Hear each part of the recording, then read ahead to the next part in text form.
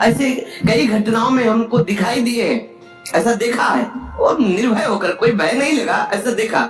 जैसे एक बार 3 बजे हम शौच के लिए कमंडल उठाया, तो जंगल में जाना होता था, कोई शौचालय की ऐसा, तो अभी कुछ वर्षों से शौचालय का ऐसी व्यवस्थाएं बनी नहीं, तो ग्रामीण आदि देशों में कहीं शौचालय पूरे नगर में नहीं होती थी, वो तो अभी व्यवस्थाएं हुई। तो कमंडल लेकर शौच के लिए निकले तो देखा कि गांव के बाहर एक नववधु लोटा लिए शौच के लिए जा रही। तो हम खड़े हो गए कि जिस दिशा को जाओ उससे विपरीत दिशा में हम, वो खड़ी हो गई।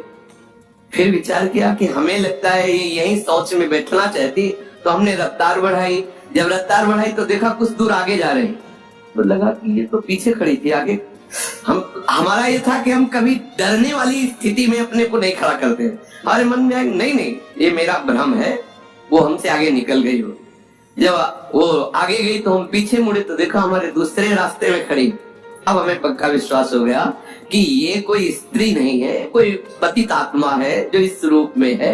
तो जोर से भगवान नाम उच्चारण खत्म किया, ना कोई भय और ना वो हमें दोबारा दिखाई दी। एक बार ऐसा हुआ कि सैमसी में जहाँ गुरु आश्रम है, तो एक खंडेर था, वहां में खंडेर बहुत प्रिय है शुरू से। ऐसा मतलब बिगड़ेल स्थान, पुराना वृक्ष या ऐसे कोई कुटिया, ऐसे पहले संन्यास मार्ग में ऐसे रहना अच्छा लगता था, जहाँ जिसका किसी का। तो रात्रि में उस खंडहर में जाकर के लेते, वहां के लोगों ने रोका, आश्रम वाले लोग, वहां मत जाइए। हम सोचा आश्रम के कई लोग यहाँ लेते हैं तो बातचीत करेंगे, इसलिए एकांत। ही गए तो अंदर मंत्र चल रहा था और एक छोटी सी टार्च सिराने, एक छोटी सी घड़ी दुप दुप वाली, क्योंकि उसे पता चले ना तो मतलब टाइम का, तो ऐसे रखे वैसे से थोड़ा ही लेटे, तो उस समय जो टाइम बड़ी बड़ी थी वैसे उनको तकिया की तरह जटा रखे, तो ऐसा लगा जैसे कोई हमें बहुत जोर से दबाने की चेष्टा कर रहा है। तो ऐसे देखा तो मुझे स्पर्श जैसा भी हुआ कि जैसे कोई कड़ा हाथों में एकदम। ऐसा कैसे हो सकता है? जब हम मंत्र जप रहे हैं तो कोई ऐसा कैसे हो सकता है कि कोई अशुभ आत्मा के छुए? तो टार्च लिया, बाहर निकले, कोई नहीं। मुझे लगा कि मेरी मानसिक बिगड़ेल बुद्धि हमको भयभीत करना चाहती। नहीं मैं नहीं मान। एक मन ने कहा यहाँ से हटके, वहां से हमको जिद्दी स्वभाव था, नहीं देखो कैसा क्या। फिर वही जाके सोए।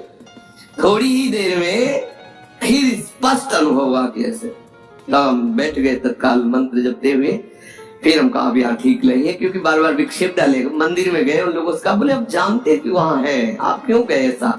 तो हमने जीवन में देखा है कि अगर कहीं ऐसी प्रेत आत्मा भी हो, वो आपको परेशान नहीं कर सकती। आपको जैसे गोकर्ण के सामने धुंधकारी प्रकट हुआ, कभी वो अग्नि बनता, कभी वो ये बनता, कभी भेड़ बनता, कभी सिंह, समझ गए अधोगति को प्राप्त। लेकिन कोई ऐसा नहीं कि उनका अनिष्ट करे और रो के कह रहा था कि मेरा उद्धार कर दो, मेरा कल्याण कर दो।